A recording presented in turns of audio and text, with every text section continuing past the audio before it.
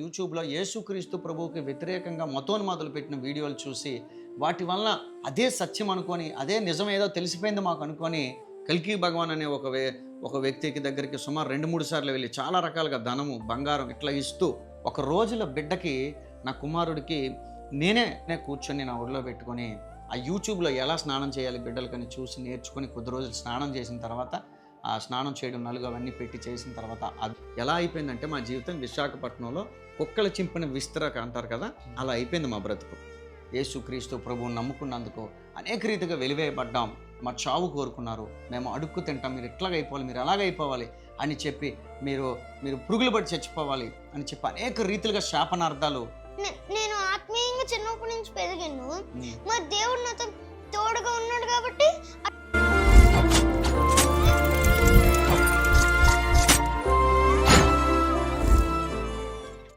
Daddy కూడా సాక్ష్యం చెప్తారు. డాడీ కూడా ప్రార్థన చే.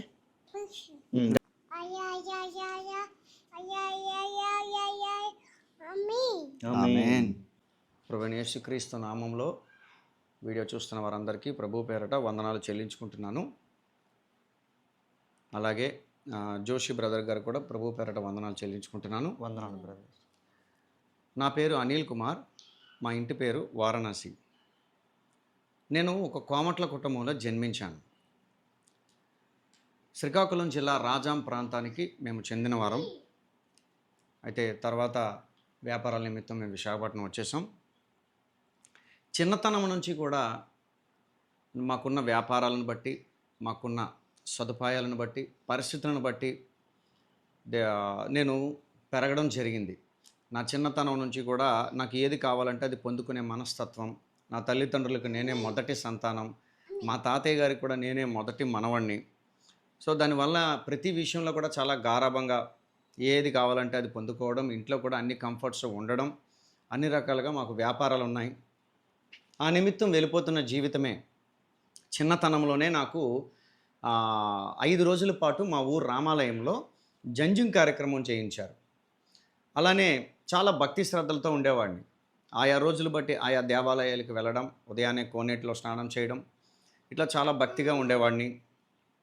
అయితే ఆ స్వామి మాలలు కూడా నేను ధరించడం, ఈ భక్తి అంతా కూడా నా తల్లిదండ్రులు బాగుండాలి, నా జీవితం బాగుండాలి, మా వ్యాపారాలు బాగుండాలి అనే రీతిలో పెరుగుతున్న జీవితం. నాకు 2 చెల్లెళ్ళు ఉన్నారు.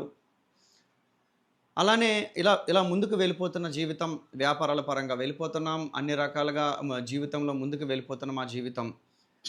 విశాఖపట్నం మేము వ్యాపారాల నిమిత్తం వచ్చేసాం. ఈ లోకంలో ఉన్న భక్తి శ్రద్ధలు, అనేక ఆచారాలు, అనేక పద్ధతులతో పెరుగుతున్న నా జీవితం విశాఖపట్నంలో వ్యాపారాలు ఉన్నాయి. ధనం ఎంత కావాలంటే ధనం అంత తీసి ఖర్చు పెట్టుకునే మనస్తత్వం, నచ్చిన బండి చూస్తే మార్చేయాలి, మంచి ఫోన్లు మార్చేయాలి, ఈ విధంగా వెళ్ళిపోతున్న నా జీవితం. అయితే దేవుని వాక్యం 1 యోహానులో ఉంటుంది, ఈ లోకంనైనను లోకంలో ఉన్న వాటినైనా ప్రేమింపకుడి అని ఉంది. అంటే లోకంలో ఉన్నదంతయు శరీరాశ, నేత్రాశ, జీవపడంబం, ఇవేవి కూడా తండ్రి వల్ల పుట్టినవి కావని కూడా చెప్తా ఉంది. అయితే నేను చీకటిలో నా జీవితం వెళ్ళిపోయింది. ఎలాంటి చీకటిలోకి వెళ్ళిపోయానంటే, ఒక్కసారిగా నా స్నేహితుల్ని సంతోషపెట్టాలి, వారి కోసం ఎంతైనా ఖర్చు పెట్టాలి, త్రాగుడికి అలవాటు పడిపోయాను. స్నేహితుల్ని ఆనందపరచడం కోసం అందులోనే ఆనందం ఉందని అనేసుకున్నాను. ఇంకా ఇక్కడ నేను ఎలా చెప్పాలి అంటే, విశాఖపట్నంలో ఎక్కడ ఏ పాపం జరుగుతుందో కూడా నన్ను అడిగితే నేను చెప్పగలను. అంత భయంకరమైన పాపంలోనికి నా జీవితం వెళ్ళిపోయింది. కారణం ఏంటంటే, నేను చీకటిలో ఉన్నానన్న సంగతి నాకే తెలియదు. ఎందుకంటే ఇవేవి కూడా శరీరాశ, నేత్రాశ, జీవపడంబం, ఇవన్నీ కూడా తండ్రి వల్ల పుట్టినవి. అసలు తండ్రి ఎవరో తెలియదు కదా. అసలు నేను చేస్తున్న ఈ భక్తి, ఒకవైపు నేను చేస్తున్న ఈ పాపపు కార్యాలు బ్యాలెన్స్డ్గా పోతాయి, పర్వాలేదులే బ్యాలెన్స్ అయిపోతుంది అని అనుకున్నానే తప్ప, దీని నుంచి నాకు మనశ్శాంతి ఎట్లా దొరుకుతుంది అన్న ఆలోచన వైపు వెళ్ళిపోయాను. అన్ని ప్రయత్నాలు చేశాను, కానీ ఎక్కడ కూడా నాకు శాంతి దొరకలేదు, సమాధానం దొరకలేదు. అయితే ఈ శరీరాశ, నేత్రాశ, ఈ జీవపడంబం, ఈ 3 మాటలు ఎందుకు చెప్తున్నాను అంటే, ఈ 3 నా జీవితంలో ఉండిపోయినాయి.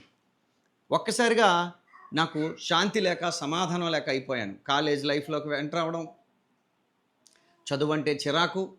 ఎందుకంటే మా నాయనమ్మ అనేది, ఎందుకురా మనకి చదువు అవసరం లేదు, మన దగ్గర వ్యాపారాలు ఉన్నాయి, మన దగ్గర పని చేస్తూ ఉంటారు కదా, 4 లెక్కలు నేర్చుకుని మనమే వ్యాపారాలు చేసుకుంటాం, మనకెందుకు చదువు అంటే, నిజమే కదా అనుకునేవాడిని. అట్లా నేను ఒకటి నుంచి 10వ తరగతి జరగడానికే నేను చాలా బాధలు పడి 11 స్కూళ్ళు మారిపోయాను నేను. అంత చదువు అంటే అంత చిరాకుండే వ్యక్తిని. ఒక్కసారిగా కాలేజీలోకి ఎంటర్ అవ్వడం, ఇంకా స్నేహితులు, పరిచయాలు, ఇంకా ఒక కాలేజ్ అయిపోయింది, మరొక కాలేజు. ఇంకా పాపానికి అవధులు లేకుండా పారిపోయాను. ఒక బండి మీద రాత్రులు 120, 130 స్పీడ్లో వెళ్తా ఉన్నాను. పోలీసులు ఆపి నన్ను కొట్టిన రోజులు కూడా ఉన్నాయి. అయినా కూడా నాలో ఏం మార్పు రాలే. నా త్రాగుడికి ఏ మార్పు, త్రాగుడి నుంచి విడుదల పొందేవారు ఎవరు? ఇంకా డబ్బు ఉందని విచ్చలవిడిగా జీవితం.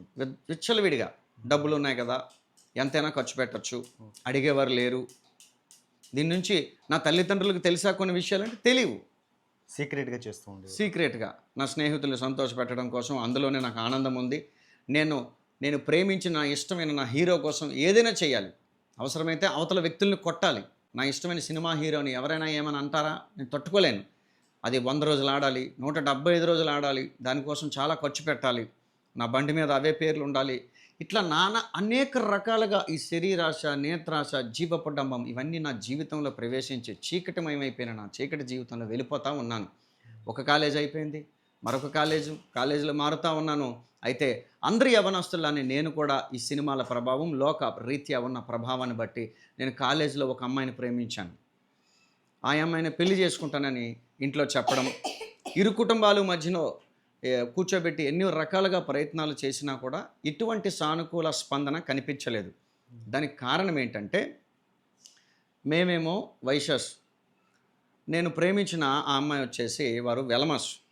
సో ఈ భారతదేశంలో ఈ కులం అనే ఈ పరిస్థితిని బట్టి, అరే మన కులం ఏంటి, మన గోత్రం ఏంటి, మన స్థితి ఏంటి, మన స్థాయి ఏంటి, ఇలాంటి పరిస్థితులు ఏవి కూడా మనకు వద్దు, ఏమాత్రం కూడా ఇవి అలౌ చేయకు అని చెప్పి మా ఇంట్లో గద్దించడం. అయితే వాళ్ళ తరపు నుంచి కూడా ఎటువంటి సరైన సానుకూల స్పందన కూడా అటువైపు నుంచి కూడా రాలేదు. అలాంటి పక్షంలో చదువులు ముగిసిపోయినాయి. ఏదో నేను చిన్న ఉద్యోగం చేసుకుంటా ఉన్నాను ఒక పక్క. అయితే ఏదో ఒక రీతిలో మారుతారులే, ఏదో ఒకరోజు ఏకమనస్సు ఇరు కుటుంబాలకి వస్తుందని ఆశపడ్డాం. కానీ ఈలోపు తనకి మ్యారేజ్ చేసే ఆ ప్రపోజల్ వాళ్ళు ఇంట్లో జరుగుతూ ఉన్నప్పుడు ఇంక ఏం చేయాలి అర్థం కాని పరిస్థితుల్లో నేను తనని పెళ్లి చేసుకొని బయటకు రావాల్సిన పరిస్థితి వచ్చింది.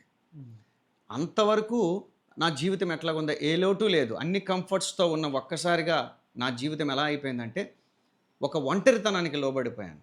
అరే ఇంతేనా, ఒక ఇష్టపడిన ఒక అమ్మాయిని పెళ్లి చేసుకుంటే ఈ సమాజం ఇంతలా మమ్మల్ని వెలివేసేస్తుందా అని చెప్పి చాలా ఒక కృంగుబాటుకి గురైపోయాను నేను. తల్లిదండ్రుల ప్రేమ దొరకటం లేదు, బంధువుల ప్రేమ దొరకలేదు, స్నేహితులు మేము ఉన్నామని మాట్లాడిన ప్రేమ కూడా కనిపించకపోయింది. ఇంట్లో నుంచి వెలివేశారు. ఇంట్లో నుంచి నాకు ఇంకా స్థానం లేకుండా పోయింది. అటు మీ భార్య తరపు నుంచి కూడా ఎటువంటి స్థానం లేదు. అటువైపు నుంచి కూడా కంప్లీట్గా కట్ అయిపోయింది. ఇటువైపు నుంచి కూడా ఎటువంటి ప్రేమ లేని పరిస్థితి మేము ఎదుర్కోవాల్సి వచ్చింది. ఇప్పుడు విశాఖపట్నంలో నేను నా భార్య ఒంటరిగా ఏడుస్తూ ఎన్ని రకాలుగా కూడా నలిగిపోయిన జీవితం అయిపోయింది.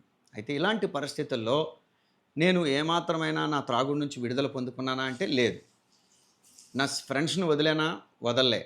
ఆదివారం వస్తే క్రికెట్ ఆడాలి, త్రాగి మరీ క్రికెట్ ఆడాలి. అందులోనే ఆనందం ఉంది, అందులోనే సంతోషం ఉంది. ఏమాత్రం జీవితానికి సినిమాలు లేకపోతే ఎట్లా, క్రికెట్ ఆడకపోతే ఎట్లా, తాగపోతే ఎట్లా అని చెప్పి భయంకరంగా బిహేవ్ చేస్తూ ఉండేవాడిని. అయితే నా భార్యని 6 నెలలు తిరక్కముందే చాలా ఘోరంగా కొట్టేసేవాడిని. అయితే నాకు అర్థమైంది ఏంటి అంటే, తల్లిదండ్రుల ప్రేమ కూడా తేలిపోయింది, బంధువుల ప్రేమ కూడా తేలిపోయింది, ఈ లోకంలో ఉన్న అందరి ప్రేమలు కూడా ఏటో తేలిపోయింది. అయితే ఒక యవనస్తుల మధ్యలో ఉండే ఈ ప్రేమ కూడా ఒట్టిదే అని 6 నెలలు తిరక్కముందే తేలిపోయింది. అయితే ఇంకెందుకు ఈ బ్రతకడం అని చెప్పి నేను చనిపోదాం, ఎట్లా చనిపోవాలి అని ఒక ఆలోచనకు వచ్చేసాం. అయితే నా భార్య కూడా తను కూడా ప్రయత్నాలు చేస్తూ ఉంది. నేను ఇంకెందుకు ఈ బ్రతకడం, ఈ సమాజంలో తల్లిదండ్రులు లేని వాళ్ళని చాలా చులకనగా చూస్తుంది ఈ సమాజం, చాలా చిన్న చూపు చూస్తారు. అవన్నీ ఎదుర్కొని తను కూడా ఇక్కడ వరకు వచ్చేసరికి ఇంకెందుకు ఈ బ్రతకడం అని అదొక బాధ. అయితే నాకు ఒక 2-3 బ్రాహ్మిన్స్ స్నేహితులు ఉన్నారు, పూజారులు. అయితే మా పరిస్థితి ఏమైందంటే ఎలా మారుతుంది మన జీవితం, ఏం చేస్తే బాగుంటుంది అని చెప్పి వాళ్ళని సంప్రదించిన తర్వాత వాళ్ళు ఇచ్చిన సలహాల ప్రకారం అరసవెల్లి సూర్యనారాయణ మూర్తి దగ్గర నుంచి గోల్డెన్ టెంపుల్ వరకు అనేక దేవాలయాలు తిరిగాం, అనేక రకాల పూజలు చేశాం. ఉన్న భక్తితో కాకుండా ఇంకా ఎక్కువగా చేయడానికి ప్రయత్నం చేశాం. అనేక సార్లు గుండ్లు కొట్టించుకున్నాను. తిరుపతి వెళ్ళాను, శ్రీకాళహస్తి వెళ్ళాను, ఇట్లా కాణిపాకం వెళ్ళాను, గోల్డెన్ టెంపుల్కి వెళ్ళాను. ఇలా చాలా రకాలుగా. అది కాక కల్కి భగవాన్ అనే ఒక వ్యక్తికి దగ్గరికి సుమారు 2-3 సార్లు వెళ్ళి చాలా రకాలుగా ధనము, బంగారం ఇట్లా ఇస్తూ కూడా దీని నుంచి నాకు విడుదల వస్తుంది, నా జీవితం మెరుగుపడుతుంది, బాగుంటుంది.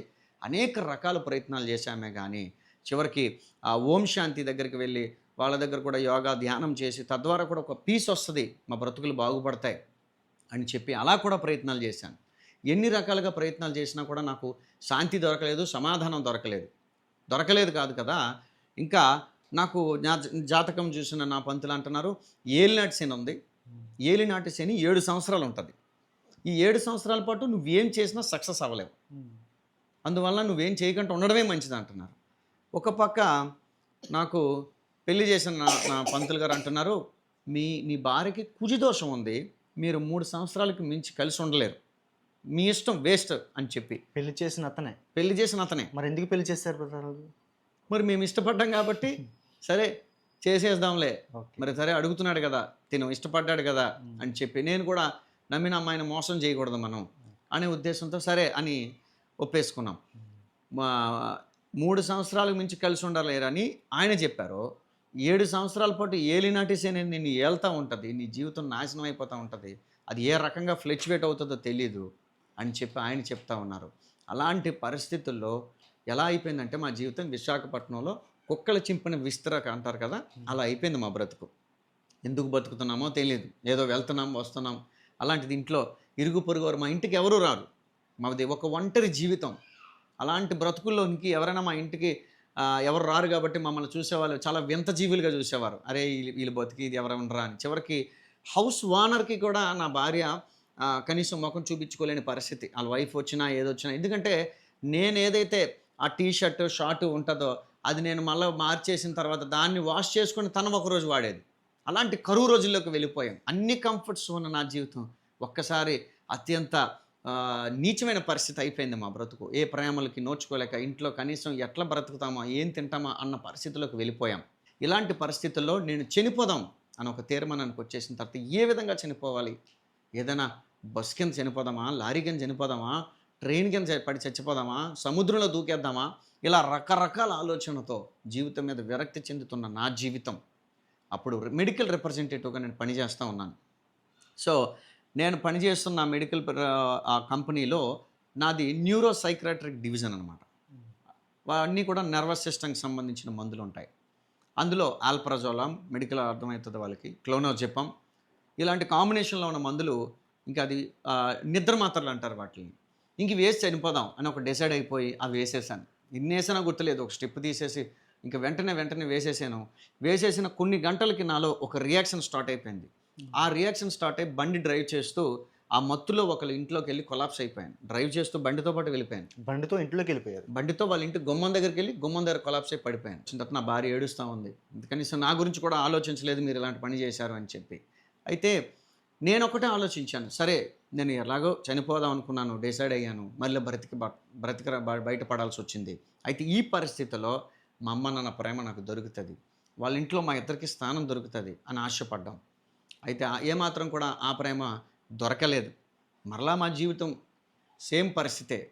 అలాగే వెళ్ళాలి, డబ్బులు తెచ్చుకోవాలి, ఇంట్లో ఇల్లు గడవాలి, అందులోనే ఉన్న ఈ పాపపు కార్యాల్లో సంతోషాన్ని గడపాలి అనే జీవితమే అయిపోయింది తప్ప ఏమాత్రం కూడా దీని నుంచి విడుదల, శాంతి, సమాధానం అనేది దొరకలేదు. అప్పుడు ఏమైందంటే నేను విశాఖపట్నంలో ఒక ప్రైవేట్ హాస్పిటల్లో ఒక డాక్టర్ గారికి కంపెనీ మందుల గురించి చెప్తా ఉన్నవాడిని. ప్రతి డాక్టర్ని కలిసేటట్టుగా ఆయన్ని కూడా కలవాలి. అలా కలుస్తూ ఉంటే ఆ డాక్టర్ గారు అన్నారు, నాకు ఒక పెద్ద బిల్డింగ్ ఉంది, ఆ బిల్డింగ్కి ఒక సూపర్వైజర్ అవసరం, నువ్వు సూపర్వైజర్గా జాయిన్ అవుతావా, నేను తర్వాత ఒక హాస్పిటల్ కడుతున్నాను దానికి దగ్గరికి వచ్చేద్దు అని చెప్పారు. చెప్పిన తర్వాత నేను ఇదేదో బాగుంది, ఎన్నాళ్ళు తిరుగుతాం ఇట్లా ఈ ఉద్యోగం అని చెప్పి ఆ డాక్టర్ గారి దగ్గర జాయిన్ అయిపోయాను. జాయిన్ అయిపోయిన తర్వాత ఆ అపార్ట్మెంట్లో బాగోగులన్నీ నేను చూసుకోవాలి. మెయింటెనెన్స్ ఏంటి, వాచ్మ్యాన్కి, సెక్యూరిటీస్కి శాలరీస్ ఇవన్నీ నేను చూసుకోవాలన్నమాట. సూపర్వైజర్గా ఉంటూ నేను ఉన్నాను.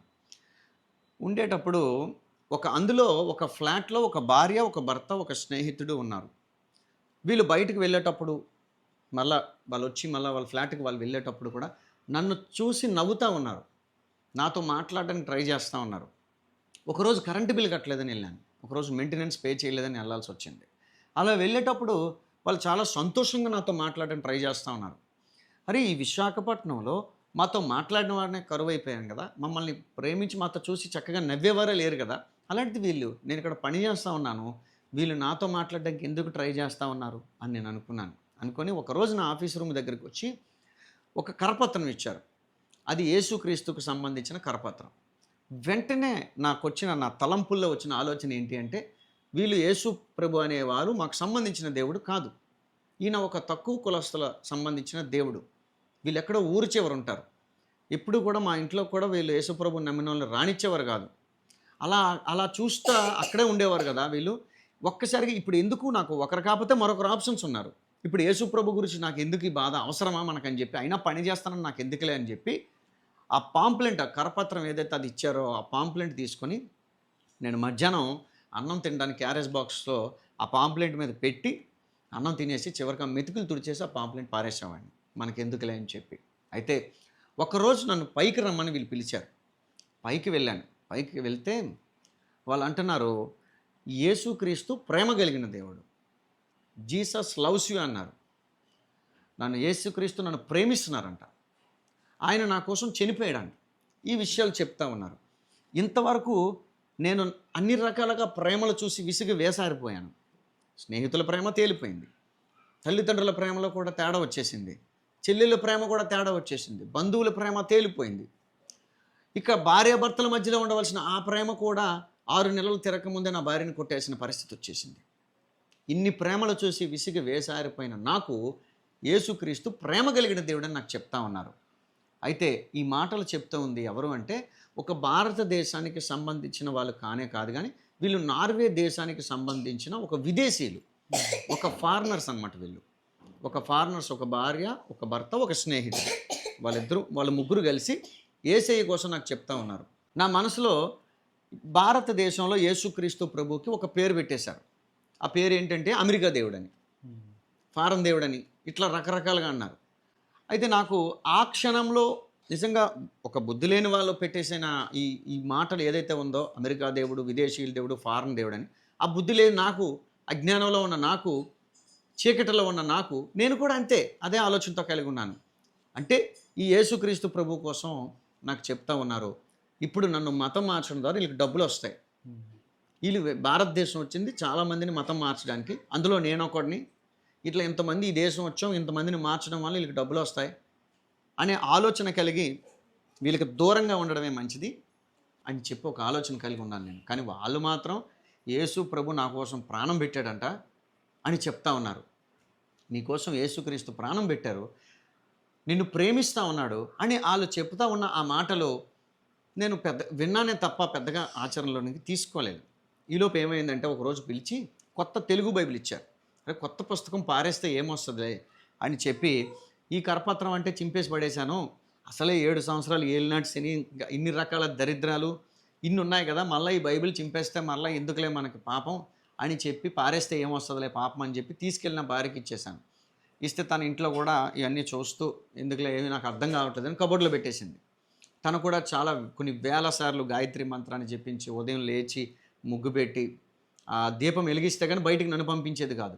అలాంటి భయంకరమైన విగ్రహారాధన కలిగిన తను అలాంటి పూజలు చేస్తూ ఉంది. మా పరిస్థితులను బట్టి ఇంకా పెంచుతూనే ఉంది తప్ప ఆ విషయంలో ఇది లేదు. అలాంటిది నేను చెప్పిన ఈ బైబిల్, నేను ఇచ్చిన ఈ బైబిల్ తీసుకెళ్ళి తన కబోర్డ్లో పడేసింది. వీళ్ళు చెప్పిన యేసయ్య మాటలు తీసుకొచ్చి నా భార్యకి చెప్తా ఉన్నాను నేను. నా భార్యకి చెప్తా ఉంటే తను విని పెద్దగా ఏమీ అనలేదు, న్యూట్రల్గా ఉండేది తను.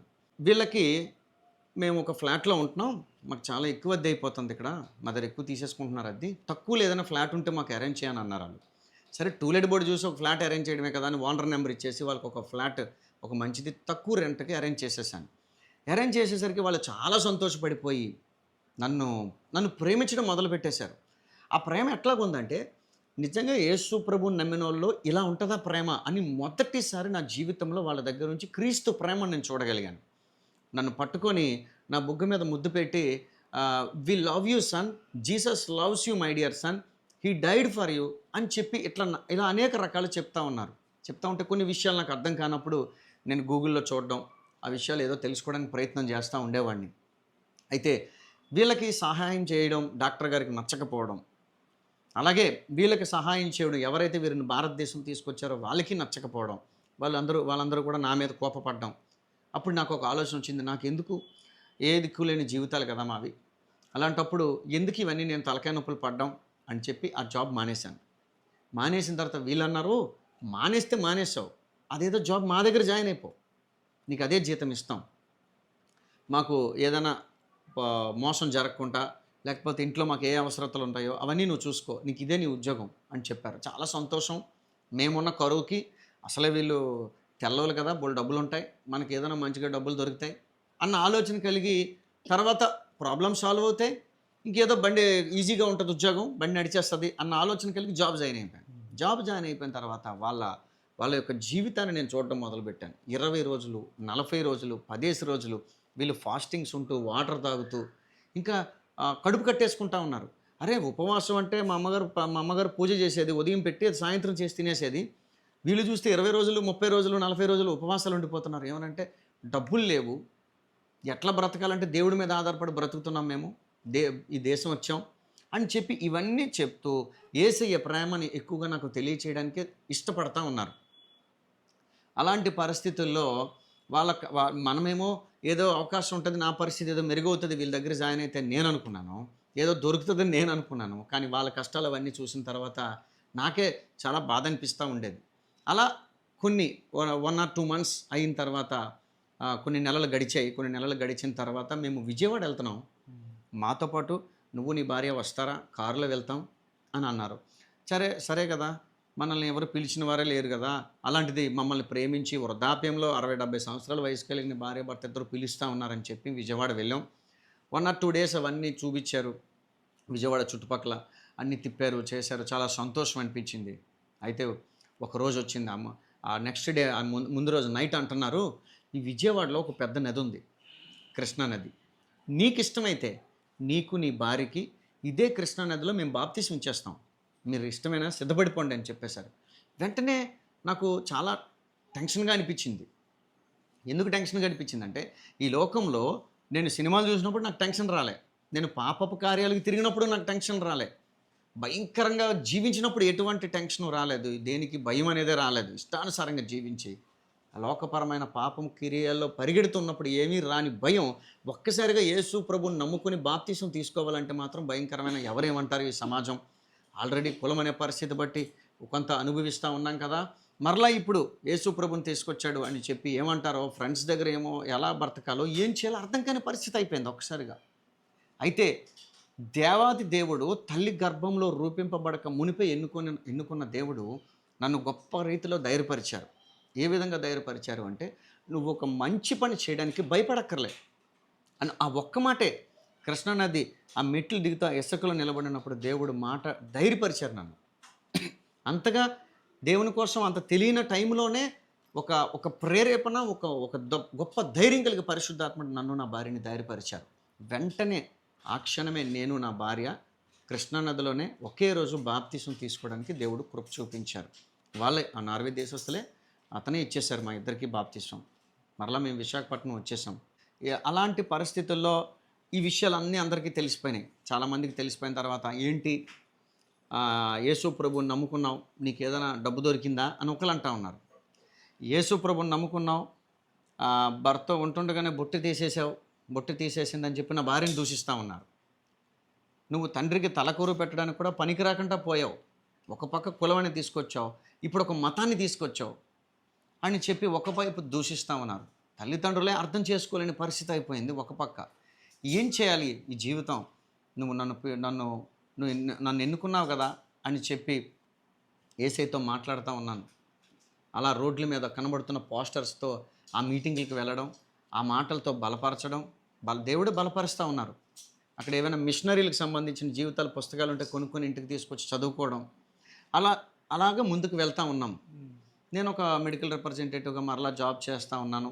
జాబ్ చేస్తూ ఉండేటప్పుడు అప్పటి వరకు నేను సంపాదించిన సుమారు ఒక 2 లక్షల రూపాయలు ఒక వ్యక్తిని నమ్మి బిజినెస్లో పెట్టి పోగొట్టేశాను. పోగొట్టేసిన తర్వాత ఒక పక్క ఉద్యోగం ఏదో చేస్తూ ఉన్నాను, ఒక పక్క వాడిని నమ్మి ఇట్లా మోసపోయాను, డబ్బు పోయింది. డబ్బు పోయిన తర్వాత నేను ప్రార్థన చేస్తున్నాను మోకరించి, యేసుక్రీస్తు ప్రభువా, నిన్ను నమ్మకం ముందు చనిపోదాం అనుకున్నాను, అప్పుడు చనిపోలే, నువ్వెవరో నాకు తెలియకపోయినా నన్ను బ్రతికించావు. అప్పుడు చచ్చిపోతే నేను నరకానికి పోయేవాడిని. ఇప్పుడు నన్ను చంపే. నువ్వు నన్ను చంపేస్తే నీ దగ్గరికి వచ్చేస్తాను. నాకు ఇంకే టెన్షన్ ఉండదు. ఈ బాధ నేను పడలేకపోతున్నాను. సమాజం ఒకలా చూస్తూ ఉంది. చేసిన వ్యాపారంలో సక్సెస్ లేదు అని అంటే, దేవుడు 2 నెలలు ప్రార్థన చేశాను నన్ను చంపేయని. వేసాను అడుగుతా ఉన్నాను. ఇంకా నా చావు రావట్లే అని అడుగుతా ఉంటే దేవుడు మాట్లాడడం మొదలుపెట్టాడు. ఏమని మాట్లాడడం మొదలుపెట్టాడంటే, రోమీయులకు రాసిన పత్రిక 6:23లో పాపం వలన వచ్చు జీతం మరణం అని ఉంటుంది. పాపం వలన వచ్చే జీతం మరణం. ఇంటి ఈ వచనం ద్వారా దేవుడు మాట్లాడుతున్నాడని నేను అనుకున్నాను. కానీ దేవుడు ఏం చేశాడంటే, నేను ఇంకా విడిచిపెట్టవలసిన విడిచిపెట్టలే. అవన్నీ నాకు చూపిస్తూ ఉన్నాడు. నువ్వే రకాలుగా ఈ పరిస్థితులన్నీ ఉన్నాయి కదా, ఇప్పుడు నువ్వు చచ్చిపోతే ఎక్కడికి వెళ్తావు? నువ్వు పాపంలో ఉన్నావు, దీనికి ఒక జీతం ఉంది, పోతే నువ్వు నరకానికి వెళ్ళిపోతావు అని దేవుడు మాట్లాడడం మొదలుపెట్టాడు. వెంటనే నా ప్రతి పాపాన్ని ఒప్పుకొని నేను పశ్చాత్తాపడ్డాను. వాటన్నిటిని విడిచిపెట్టడానికి దేవుడు సహాయం చేశారు. నేను దేవుడికి ఏం చేస్తే దేవుడు సంతోషపడతాడు అనేది నా జీవితంలో నేర్చుకున్నాను. ప్రతిరోజు కూడా ఎవరు దొరికిన అవకాశం ఉన్న ప్రతి ఒక్కరికి, ఒకప్పుడు నా సినిమా హీరో కోసం నేను బట్టలు చింపేసుకునేవాడిని. నా సినిమా హీరో కోసం ఇష్టానుసారంగా గొంతు చించేసుకునేవాడిని. ఈరోజు నా కోసం ప్రాణం పెట్టిన యేసయ్య నిజమైన హీరో. ఆయన గురించి ఇక్కడ నుంచి చెప్పాలి అందరికీ అని చెప్పి అనేక మందికి యేసుక్రీస్తు ప్రభు కోసం చెప్పడం మొదలుపెట్టాను. దాంతో దేవుడు నిజంగా చాలా సంతోషపడ్డారు. 1 పేతురులో ఉంటుంది, వెండి బంగారముల వంటి క్షయ వస్తువుల చేత మీరు విడుదల విమోచన కలగలేదు, కానీ నిర్దోషమును నిష్కలంకమునైన గొర్రెపిల్ల వంటి క్రీస్తు రక్తము చేతనే మీకు విడుదల వచ్చిందని ఉంది. ఇది చాలా నాకు బలం కలిగింది. ఎందుకంటే నేను ఒక కొబ్బరికాయలు ఇవ్వడం ద్వారానో, నా తలనీలాలు ఇవ్వడం ద్వారానో, లేకపోతే కొంత బంగారం కూడా ఇచ్చాం, కొంత వెండి ఇచ్చాం, ఇలా అన్ని రకాలుగా ప్రయాసలు పడ్డాం. దేని నుంచి కూడా మాకు విడుదల విమోచన దొరకలేదు, కానీ నిర్దోషమైన నిష్కలంకమైన గొర్రెపిల్ల వంటి క్రీస్తు రక్తం ద్వారానే నాకు విడుదల వచ్చిందని నేను నమ్మాను. అయితే అదే పేతురు 1 పేతురులో ఉంటుంది, మీ పూర్వపు అజ్ఞాన దశలో మీకుండిన ఆశలను అనుసరించి ప్రవర్తింపక మిమ్మల్ని పిలిచిన వాడు పరిశుద్ధుడై ఉన్న ప్రకారము మీరు సమస్త ప్రవర్తన యందు కూడా పరిశుద్ధత కలిగి ఉండమని దేవుడు చెప్పారు. ఎందుకంటే మనల్ని పిలిచినోడు పరిశుద్ధుడు. సో ఇప్పుడు నేను పరిశుద్ధత కలిగి ఉంటే తప్పకుండా నా పూర్వపు అజ్ఞాన దశలో నేను ఏదో తెలియక చేసేసాను, ఇప్పుడు నేను పరిశుద్ధత కలిగి జీవించాలని ఒక తీర్మానానికి వచ్చి యథార్థంగా ఉండడానికి ఇష్టపడ్డాను. అనేక రీతిగా అవమానాలు, ఒక యేసుక్రీస్తు ప్రభువుని నమ్ముకున్నందుకు అనేక రీతిగా వెలివేయబడ్డాం. మా చావు కోరుకున్నారు, మేము అడుక్కు తింటాం, మీరు ఇట్లాగ అయిపోవాలి, మీరు అలాగైపోవాలి అని చెప్పి, మీరు పురుగులు పడి చచ్చిపోవాలి అని చెప్పి అనేక రీతిలుగా శాపనార్థాలు పెడతా ఉన్నారు, విమర్శించారు, అనేక రకాలుగా దాడి చేశారు. అయితే ఆ దేవుడు చూస్తున్న దేవుడు, విడిచిపెట్టని దేవుడు కొద్ది వాటి మీద నమ్మకంగా ఉన్నప్పుడు మా జీవితాలని ఆశీర్వదించడం మొదలుపెట్టారు. ఎట్లా అంటే అతి కొద్ది సమయంలోనే నేను చేసిన వ్యాపారంలో, ఆ మొబైల్ బిజినెస్లో అవ్వచ్చు, దేవుడు అద్భుత రీతిలో నన్ను ఆశీర్వదించడం మొదలుపెట్టాడు. నా భార్య తను 14వ ఏట నుంచి కూడా తనకు పీరియడ్స్ సరిగ్గా రావు.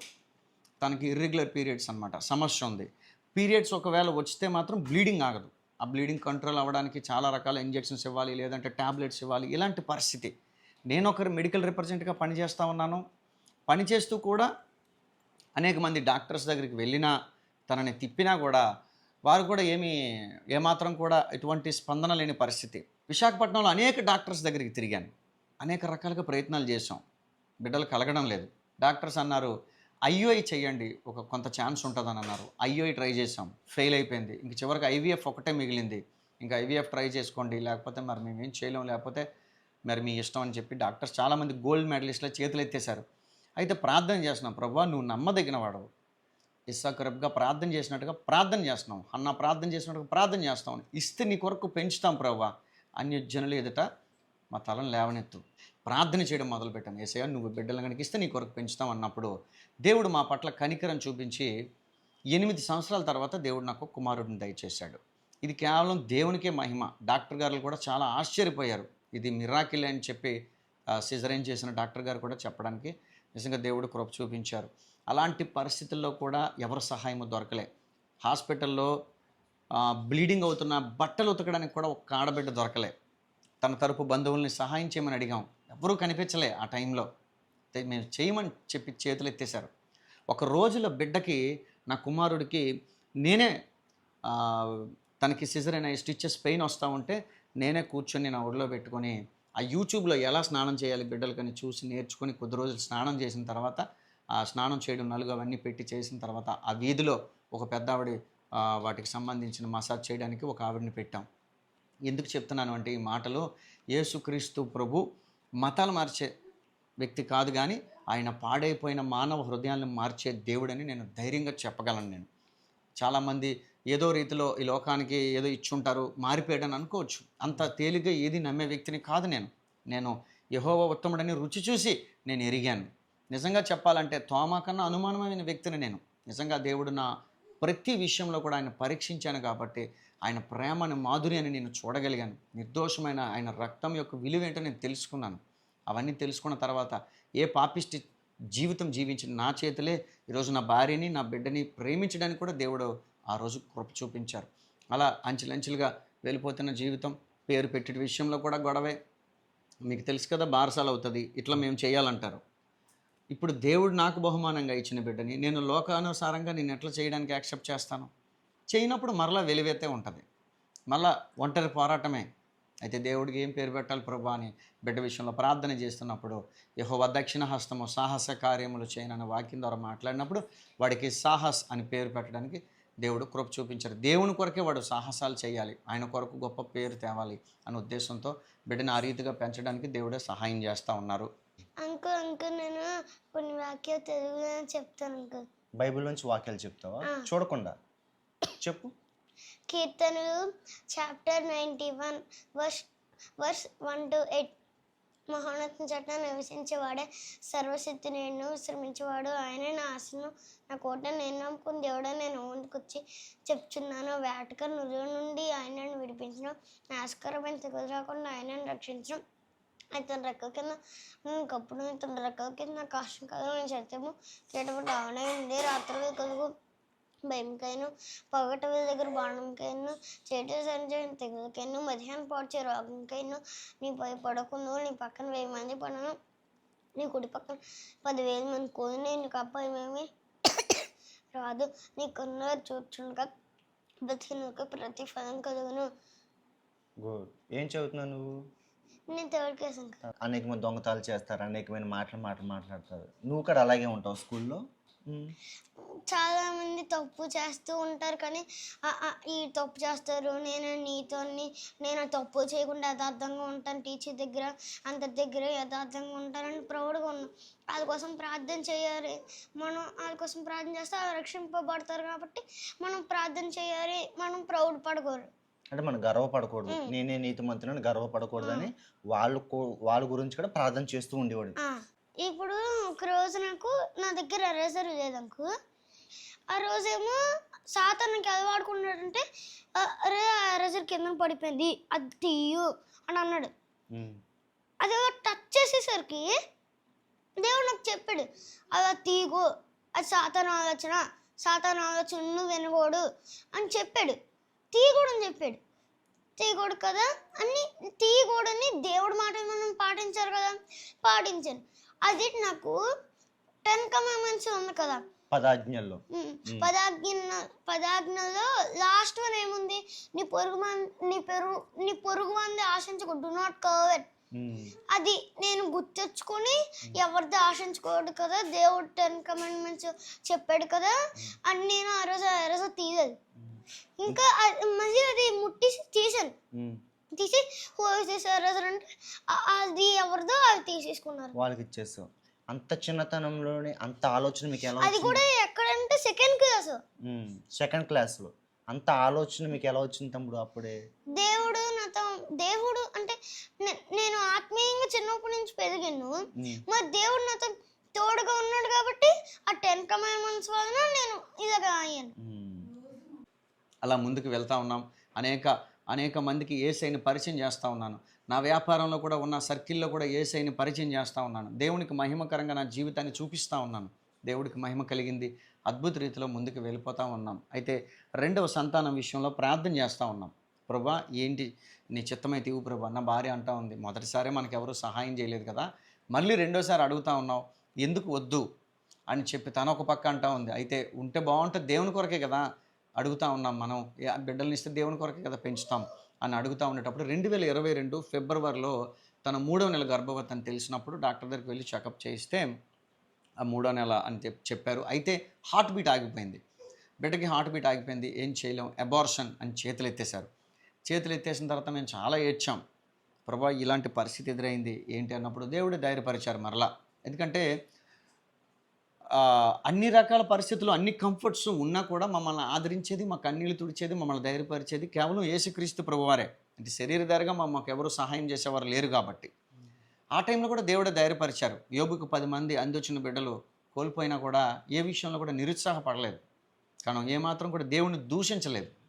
ఒకవేళ నాకు అలా జరిగింది, ఒకవేళ ఏదైనా అంగవైకల్యంతో కనుక ఏమైనా వస్తే నువ్వు తట్టుకోగలవా అని చెప్పి ఒక పక్క దేవుడు ఇవన్నీ గుర్తు చేస్తూ నన్ను ధైర్యపరిచారు. తప్పకుండా ప్రభువా, నువ్వు ఏడుస్తున్న ఏ కన్నీళ్ళు వృధాగా పోవని కూడా దేవుడు ధైర్యపరిచారు ఇద్దరికీ కూడా. వెంటనే మేము ధైర్యం పొందుకున్నాం. అదే 2022 డిసెంబర్ మాసంలో మరలా తన గర్భవతి అని తెలిసింది. దేవుని స్తుతించాం. 2023 మరలా ఫిబ్రవరిలో చెకప్ డేటు మరలా పడింది. మళ్ళీ చెకప్ డేట్ ఫిబ్రవరి వచ్చేసరికి అదొక టెన్షన్గా అయిపోయింది మాకు. అరే ఏంటి, ఏం చెప్తారు డాక్టర్స్ అని. అయితే డాక్టర్ గారు ఏం చెప్పారంటే, నీ గర్భంలో 2 బిడ్డలు ఉన్నారు, ట్విన్స్. 2 వేరు సంచుల్లో ఉన్నారు. వేరు సంచుల్లో ఉన్నారు కానీ అందులో ఒక బిడ్డ హార్ట్ బీట్ ఆగిపోయింది. ఇప్పుడు ఒక బిడ్డ మాత్రమే బ్రతుకుంది. నేను ఇన్ఫెక్షన్స్ హై లెవెల్లో ఉన్నాయి, కొన్ని టెస్టులు చేసి చెప్పారు. ఇప్పుడు మీరు చాలా జాగ్రత్తగా ఉండాలి, నేనేం చేయలేను అని చెప్పి డాక్టర్ గారు చేతులు ఎత్తేశారు. ఇంటికి వచ్చాం, ఏడుస్తూ ఉంటే నేను మోకరించి ఆ పొట్ట మీద చేయిపెట్టి ఒక ప్రార్థన చేశాను. యేసయ్య ఈ బిడ్డని బ్రతికిస్తే ఇంతవరకు ఎక్కడో చచ్చిపోవలసిన మా జీవితాలను ఇంతవరకు బ్రతికించి బాగు చేసావు కదా, ఇప్పుడు ఈ బిడ్డను కనుక బ్రతికిస్తే బిడ్డని నీ కొరకే పెంచుతాం, అలానే నీ కొరకు నేను అనేక ప్రాంతాలకు వెళ్తాను, నీ కొరకు సాక్షిగా బ్రతుకుతాను. ఇంకా ఆల్రెడీ నేను కొన్ని వేల మందికి యేసయ్యని వ్యక్తిగతంగా పరిచయం చేశాను. అనేక మంది అన్యజనుల్ని, సుమారు 100 మందికి పైగా అన్యజనుల్ని నేను మందిరానికి నడిపించాను. అప్పటి వరకు అప్పుడు నేను మరలా ఆ ప్రార్థన చేసినప్పుడు దేవాతి దేవుడు విన్నారు. అవసరమైతే నీ కోసం నేను వ్యాపారాన్ని వదిలేస్తాను యేసయ్య అని దేవుడికి మాటిచ్చాను. మాటిచ్చిన పరిస్థితుల్లో మాట విన్న దేవుడు అంచులంచులుగా బిడ్డకు మంచి గ్రోత్ని దయచేశాడు, ప్రతి చెకప్కి కూడా. అయితే మనం మాటిచ్చి మర్చిపోయే అవకాశం ఉంటుంది, కానీ దేవుడు గుర్తు చేస్తూ ఉన్నాడు. ఏంటి, నువ్వు నా కోసం వెళ్తావా? తప్పకుండా వెళ్తాను యేసయ్య అని నేను చెప్పడం, దేవుడు నా భార్యతో మాట్లాడడం, నీ దేవుడని యెహోవాను సేవింపవలను, నీ ఆహారం నీ పానమును దీవిస్తాను, నీ మధ్యలో నీ రోగాన్ని తీసివేస్తాను అని చెప్పి నాకున్న కొద్దిగా అనారోగ్యాన్ని బట్టి ఆ తర్వాత ఏంటి భవిష్యత్తులో సేవ అంటున్నారు కదా, దేవుని కొరకు వెళ్ళాల్సి వస్తే ఎలాంటి పరిస్థితులు ఎదురవుతాయి అని చెప్పి తను అధైర్యపడేటప్పుడు దేవుడు ఆ వాక్యం ద్వారా తను అధైర్యపరచడం, ఇలా నెలలకి కూడా దేవుడు అద్భుత రీతిలో మంచి గ్రోత్ని ఇచ్చాడు. అయితే 6వ నెలలో గర్భసంచికి కుట్లేయాలని డాక్టర్ చెప్పారు. యూట్రస్ సరైన షేప్లో లేదు, చాలా రిస్క్ అని అన్నారు. ఇవన్నీ ఏ కాంప్లికేషన్స్ లేకుండా అద్భుత రీతిలో ఆగస్టు 18, 2023లో దేవుడు నాకు కుమార్తెను దయచేశాడు. ఇది కేవలం మనుషుల యొక్క తెలివితేటలను బట్టో ఏదో పరిస్థితులను బట్టి జరిగింది కాదు. ఇది కేవలం దేవాది దేవుడు మా పట్ల కనికరం చూపించి కృప చూపించారు. దానివల్లనే జరిగింది, మహిమ ఆయనకే. అయితే నార్వే దేశం నుంచి వాళ్ళు ఎప్పుడు ఫోన్ చేస్తూ ఉంటే ఒక మాట చెప్తూ ఉండేవారు. వారిని నేను మమ్మీ డాడీ అని పిలిచేవాళ్ళని. వాళ్ళు కూడా మమ్మల్ని కుమారుడు కుమార్తె అన్న ప్రేమగా చూపిస్తూ మమ్మల్ని ప్రేమిస్తూ ఉండేవారు. ఎందుకంటే వాళ్ళ జీవితాల్లో యేసయ్యని ఎట్లాగైతే కలిగి ఒక క్రీస్తు ఎలా ఉంటారో వాళ్ళ క్రియల్లో చూపిస్తూ ఉండేవారు. వాళ్ళ క్యారెక్టర్లో క్రీస్తు కనబడుతూ ఉండేది. మేము అందుకే వాళ్ళని ఆ ప్రేమను బట్టి మేము యేసయ్య ప్రేమను రుచి చూడడానికి దేవుడు సహాయం చేశారు. అలా ప్రేమిస్తూ ఉంటూ మాకు ఎప్పుడు ఒక మాట చెప్తూ ఉండేవారు. ఏంటంటే, మేము భారతదేశం వచ్చాం, చాలా కోల్పోయాం, సమస్తము కోల్పోయాం, చాలా కన్నీటి పరిస్థితులు ఎదుర్కొన్నాం, కానీ దేవుడు భారతదేశం పంపించింది నీ కోసం, నీ భార్య కోసమే అని చెప్తూ ఉండేటప్పుడు నిజంగా దేవుడు ఇంతలాగా ప్రేమిస్తాడా? ఎక్కడో పాపిష్టి జీవితం జీవిస్తూ చీకటిలో ఉన్న నా జీవితం నన్ను విమోచించడానికి, నాకు విడుదల ఇవ్వడానికి, మా శాప పాపముల నుంచి విడిపించడానికి దేవుడు అక్కడి నుంచి 7 సముద్రాలు దాటి మా కోసం ఇంత త్యాగం చేశాడు అన్నప్పుడు ఏమి యేసుక్రీస్తు ప్రభు రుణం తీర్చుకోగలం అని చెప్పి నేను చాలా దేవుని ఎల్లప్పుడూ స్తుతిస్తూ ఉండేవాడిని. అలాంటి పరిస్థితుల్లో బిడ్డ పుట్టిన 3వ రోజే నా తల్లిదండ్రులు ఒక బిల్డింగ్ని గృహప్రవేశం చేసి మా చెల్లెల పేరు మీద పెట్టారు. మేము దేవుడి మీద ఆధారపడి ప్రార్థన చేసాం.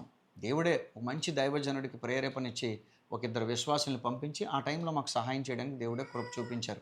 ఏలియాకి కాకి ద్వారా ఆహారం పంపించిన దేవుడు మా అవసరతను బట్టి మాకు కూడా సహాయం పంపించారు. ఎవరి మీద ఆధారపడాలి, లోకానికి కాంప్రమైజ్ అవ్వలే. ఎందుకంటే యాకోబు రాసిన పత్రికలో ఉంటుంది 4:4లో, ఈ లోక స్నేహము దేవునికి వైరమని మీరు ఎరుగురా అని ఉంటుంది. ఎవరైతే లోకంతో స్నేహం చేస్తారో వాడు దేవునికి శత్రువు అయిపోతాడంట. నిజంగా ఈ వాక్యాలన్నీ కూడా జీవితాన్ని బాగు చేసేటట్టుగానే మనకు ఉన్నాయి. ఈ లోకంతో మనం కాంప్రమైజ్ అయిపోయి జీవించేటట్టుగా లేకుండా దేవునికి ఇష్టంగా జీవించేటట్టుగానే మా జీవితాలను మార్చుకోవడానికి దేవుడు సహాయం చేశారు. బేదలను కనికరించేవాడు యెహోవాకు అప్పిచ్చేవాడని ఉంది. ఇంత గొప్ప మాట అక్కడ భూమి మీద నేను ఎక్కడ ఏ గ్రంథంలోనూ కూడా వినలేదు నేను. అరే, ఒక కష్టకాలంలో నన్ను కనికరిస్తే వాళ్ళకి ఏదైనా సహాయం చేస్తే ఆయనకి దేవుడికి అప్పించే అవకాశం ఎక్కడ దొరుకుతుంది భూమి మీద అని చెప్పి నిజంగా కష్టకాలంలో ఉన్నవాడికి సహాయం చేయడానికి కూడా నా ఈ జీవితాన్ని దేవుడు వాడుకున్నారు. నిజంగా ఇక్కడెక్కడ కూడా చాలామంది ఇదేదో మతంలా భావిస్తారు. ఇందులో ఏమాత్రం మతం కాదు, కానీ ఒక పాడైపోయిన మనిషిని బాగు చేసి ఎట్లాగా ఆయన జీవితాన్ని బ్రతకగలమో నేర్పించే ఒక గొప్ప గ్రంథం అని నేను ధైర్యంగా చెప్పగలను నా యేసయ్య కోసం. అయితే అప్పుడు నా కుమార్తెకి ఏం పేరు పెట్టాలి అనే ఆలోచన కలిగి దేవునికి ప్రార్థన చేస్తూ ఉంటే దేవుడు కొన్ని నెలలకి జ్ఞాపకం చేశాడు. ఏంటంటే ఒకరోజు నార్వే దేశం నుంచి నాకు ఒక ఫోన్ కాల్ వచ్చింది. ఆ ఫోన్ కాల్ యొక్క సారాంశం ఏంటి అంటే, నేను ఆయన డాడీ అని పిలుస్తాను. డాడీ అంటా ఉన్నారు, my dear son Anil, mummy is no more, she die అని అన్నారు. అరే, ఎందుకు మమ్మీ చనిపోయిందని చాలా ఏడ్చాను. చాలా రోజులు కృంగుబాటుకు గురైపోయి ఏడ్చాను అనమాట. ఎందుకు చనిపోయింది అని అంటే, చాలా రకాల అప్పుబాధలు, అక్కడ ఈఎంఐలు కట్టలేక ఆ కష్టకాల పరిస్థితులు బట్టి బాత్రూంలో స్ట్రోక్ వచ్చి కొలాప్స్ అయి చనిపోయింది ఆవిడ. అప్పుడు దేవుడు అంటున్నారు, నువ్వు ఎన్నడూ కూడా కన్నీళ్లు పెట్టించే క్రైస్తవుడిగా బ్రతకొద్దు, కానీ కన్నీళ్లు తుడిచే క్రైస్తవుడిగా బ్రతకని దేవుడు నా జీవితంతో మాట్లాడి నాకు నేర్పించినప్పుడు వెంటనే నా కోసం దేవుడు పంపించి అంత సముద్రాలు దాటి వారి కోసం అంత త్యాగం చేసిన ఆ తల్లి పేరే నా కుమార్తెకి పెట్టడానికి దేవుడే సహాయం చేశారు. నేను నా కుమార్తెకి అయినా కీర్తి అని పెట్టడానికి, అయినా అంటే ఫర్ ఎవర్, కీర్తి అంటే దేవుడి నామానికి కీర్తి, ఎల్లప్పుడూ కీర్తి తెచ్చే బిడ్డ ఉండాలని ఆవిడకి ఆ పేరులో నుంచి అయినా అనే పేరుని తీసుకొని అయినా కీర్తి అని పెట్టడానికి దేవుడు కృప చూపించారు. అయితే ఈ లోకంలో ఏదో కలిసి వస్తుందనో లేకపోతే ఏదో యాడ్ అవుతుందనో యేసు ప్రభుని మేము నమ్మలేదు. ఏదో దొరికేస్తుందని యేసు ప్రభుని నమ్మలేదు. కానీ నాకు కావలసిన శాంతి సమాధానం ఎక్కడ దొరుకుతుంది? అనేక రకాల పూజలు చేశాను, అనేక రకాల ప్రయత్నాలు చేశాను. ఎక్కడ నాకు దొరకని శాంతి సమాధానం యేసుక్రీస్తు ప్రభువులో దొరికింది. తాగుడు మీద అసహ్యం ఇచ్చేశాడు, సినిమాల మీద అసహ్యం ఇచ్చేశాడు, ఇంకా పాపిష్టి కార్యాల మీద అసహ్యం ఇచ్చేశాడు. ఇంత గొప్ప దేవుడిని కలిగి ఉండడం నిజంగా మా జీవితానికి ఒక గొప్ప ధన్యత.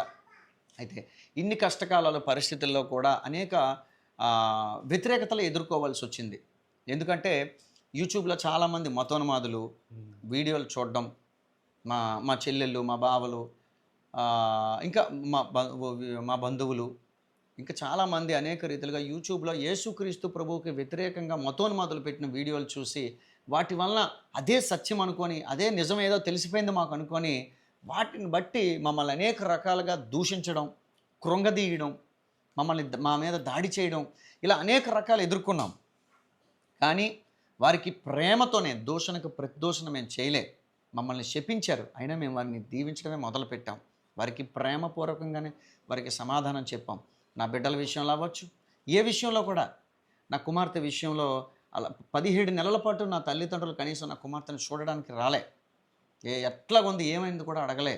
అయినా కూడా ఎవరు ధైర్యపరిచారు ఈ భూమి మీద? ఒక మనిషిని ఎవరు ధైర్యపరచగలరు? ఒక మనిషిని ఎవరు ఆదరించగలరు? ఒక మనిషి కన్నీరు ఎవరు తొడవగలరు? అంటే ఒక మనిషి కష్టకాలంలో ఉండేటప్పుడు ఆ పరిస్థితిని తట్టుకునే శక్తి ఇచ్చేది ఎవరు అంటే కేవలం యేసుక్రీస్తు ప్రభువే. అది మాత్రం నేను ధైర్యంగా నా భార్య చెప్పగలం. ఎందుకంటే ఆ హాస్పిటల్లో ఆ పరిస్థితుల్లో తర్వాత అవన్నీ ఒక పక్క బిజినెస్ చూసుకుంటూ ఒక పక్క ఈ పరిస్థితుల నుంచి ఇలా అనేక రకాలుగా మేము నలిగిపోతూ ఉన్నా కూడా దేవుడే ధైర్యపరిచారు. ఈరోజు ఒక కరుణాకర్ సుగ్గునాయన అవ్వచ్చు, లేకపోతే ఒక లలిత్ కుమార్ అవ్వచ్చు, ఇట్లా ఎలాంటి వాళ్ళు రాధా మనోహర్ అవ్వచ్చు, వీళ్ళు ఎంత యేసుక్రీస్తు ప్రభు మీద ఎంత బురద జల్లినా కూడా సత్యం మనల్ని స్వతంత్రులుగా చేస్తుంది. కాబట్టి వీటన్నిటిని బట్టి ఏదో ప్రపంచ యేసయ్యకి కానీ యేసయ్యని నిజంగా నమ్మి ఆయన కోసం త్యాగం కలిగిన క్రైస్తవులు ఎవరు కూడా భయపడాల్సిన పనే లేదు.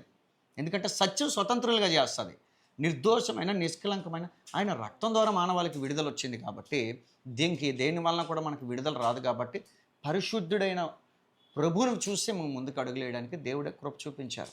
ఆ రోజు ఏదైతే మాట తీసుకున్నాడో, నేను మాట ఇచ్చానో ఆ మాట ప్రకారమే గత సంవత్సరాల కాలంలో అనేక బహిరంగ సభల్లో, అనేక మందిరాల్లో, యేసయ్యకు సాక్షిగా మేము ఉండడానికి, అనేక ప్రాంతాలకు వెళ్ళడానికి దేవుడు మార్గాలు తెరిచారు. ఈరోజు దేవుని కొరకు సాక్షిగా బతకడానికి కూడా దేవుడు కృప చూపించారు. వందనాలు. ఇంతవరకు సాక్ష్యం విన్నారు కదా భర్త గారి. దేవుడు ఎలా రక్షించుకున్నాడో విధానం అదంతా మీరు విన్నారు కాబట్టి, నా జీవితంలో వ్యక్తిగతంగా ఏంటంటే చిన్నప్పటి నుంచి కూడా మీకు తెలిసిందే, తల్లిదండ్రులు లేని వారి పరిస్థితి ఫ్యామిలీలో అవ్వచ్చు, బంధువులు అవ్వచ్చు, స్కూల్ మేట్స్లో, క్లాస్మేట్స్లో, సమాజంలో అదంతా చాలా పెయిన్ఫుల్గా ఉంటుందండి. అది తట్టుకోవడం చాలా కష్టంగా ఉంటుంది. పర్సనల్గా దాన్ని మనం అనుభవిస్తేనే మనకు తెలుస్తుందండి.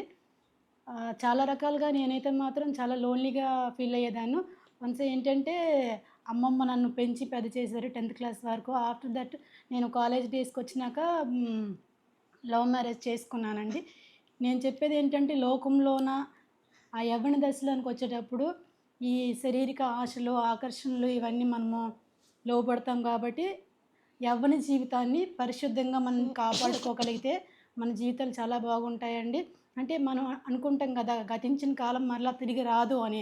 అలాగే మన శరీరాన్ని అవ్వచ్చు, మన ఆలోచనలు అవ్వచ్చు, ఆ జీవితాన్ని వన్స్ మనం పాడు చేసుకున్నాము అనుకుంటే అదొక చెరగని మచ్చగానే ఉండిపోతుంది. కాబట్టి దయచేసి ప్రతి ఒక్క యవ్వని బిడ్డలు కూడా మేము తెలియక మేము అంటే క్రీస్తు ప్రేమ ఏంటో మాకు ఎరగక మేము చేసామండి. కానీ క్రీస్తు ప్రేమ ఎరిగి కూడా చాలామంది యవ్వని బిడ్డల్లో దారి తప్పి చాలా భయంకరంగా ప్రవర్తిస్తున్నారు, చాలా భయంకరంగా బిహేవ్ చేస్తున్నారండి. అలా చేసుకోకుండా దేవుని నామానికి అవమానకరంగా ఎవరు జీవించుకుంటూ ఉండాలని కోరుకుంటున్నాను. దేవుడే మాకు దిక్కే ఉన్నారండి. అన్నిటికంటే ఆయన తండ్రి కంటే, తల్లి కంటే, అన్నదమ్ముల కంటే ఈ లోకంలోన బ్లడ్ రిలేషన్ అయ్యి ఉండి కూడా నా రిలేషన్ నన్ను విడిచిపెట్టినప్పుడు దేవుని నామాన్ని బట్టి అవ్వచ్చు, దేవుని నమ్ముకున్నానని అవ్వచ్చు, నా స్తోమతను బట్టి అవ్వచ్చు అండి, నన్ను వాళ్ళు వెలివేసిన స్థితిలోన దేవుడే మమ్మల్ని ఆదరించిన ఆ స్థితి, ఆ విధానం గొప్పదండి. వీటన్నిటికంటే దేవుడు రక్షణ దయచేశాడు. అయితే ఇవన్నీ ఫేస్ చేసిన మా జీవితంలో కులం అనే పరిస్థితి నుంచి సరే ఏదోలా జరిగిపోయింది, కనీసం పోనీ కులం విషయంలో పోనీ పక్కన పెడదాం, కనీసం యేసు ప్రభువుని వదిలే, పోనీ కులాన్ని ఏదో అందరి ఇంట్లోనే ఏదో జరిగిపోతూ ఉంది, పోనీలే ఏదో ఆలోచిద్దాంలే, కనీసం అట్లీస్ట్ యేసుక్రీస్తు ప్రభువుని వదిలేస్తే నిన్ను పువ్వుల్లో పెట్టుకొని చూసుకుంటాం. ఒక్కగానొక్కడివి తలకూరు పెట్టడానికి కూడా పనికి రాకుండా పోయావు.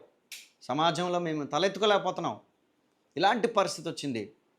ఆ యేసు ప్రభువును గనక వదిలేస్తే మేము నిన్ను చూసుకుంటాం అని చెప్పి అనేక రీతిలుగా నా తల్లిదండ్రులు మాట్లాడడం అవ్వచ్చు, బంధువుల ద్వారా కబుర్లు పెట్టడం, ఏ అవకాశం దొరికినా ఏ రీతిలో అవకాశం దొరికినా ప్రతి 6 నెలలకో సంవత్సరానికో ఏదో రీతిలో భయంకరమైన గొడవలు జరుగుతూనే ఉన్నాయి. ఈ 2025 జనవరిలో కూడా ఇలాంటి పరిస్థితులే మరలా మేము భయంకరమైన గొడవలు ఎదుర్కొన్నాం. కానీ ఎన్ని కన్నీరు కార్చినా కూడా, ఎన్ని కన్నీళ్ళు పెట్టించేటట్టుగా పరిస్థితులు ఎదురైనా కూడా అది మా జీవితంలో యేసయ్యకి మరికొంచెం దగ్గరగానే చేస్తున్నాయే తప్ప మమ్మల్ని ఆ ప్రేమ నుంచి ఏది కూడా ఎడబాసేటట్టుగా ఏది మేము జరగలేదని నిజంగా నేను దేవుని స్తుతిస్తూ ఉన్నాను. ఎందుకంటే నా తల్లిదండ్రుల రక్షణ కోసం, నా చెల్లెలు బావల యొక్క రక్షణ కోసమే ప్రతిరోజు మేము ప్రార్థన చేస్తూ ఉన్నాం. ఎందుకంటే వారు తెలియక కొన్ని మొదల వీడియోలను బట్టి, ఈ సమాజంలో ఉన్న పరిస్థితులను బట్టి వాళ్ళు అలా మాట్లాడుతున్నారే తప్ప వారు అసలు యేసుక్రీస్తు ప్రభు ఏంటో తెలియదు కాబట్టి అలా మాట్లాడారనే మేము వారిని శపించలేదు, కానీ వారిని దీవించడమే మా జీవితంలో మేము నేర్చుకున్నాం.